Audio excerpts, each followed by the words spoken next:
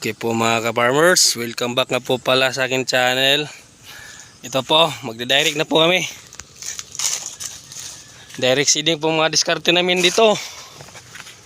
Kasi sobrang mura ng palay. Siyempre 18 boss. 18 o 18.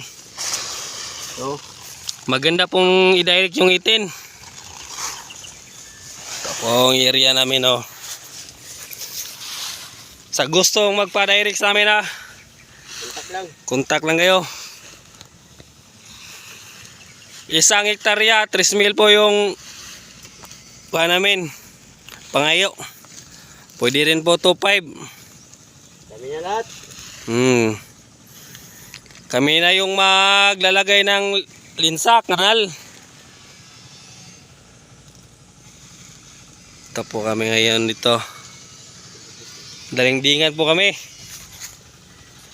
Pag magda-direct po kayo, ito lang yung hindi masyadong mataas yung turok. Katamtaman lang. Katamtaman lang yung tubo.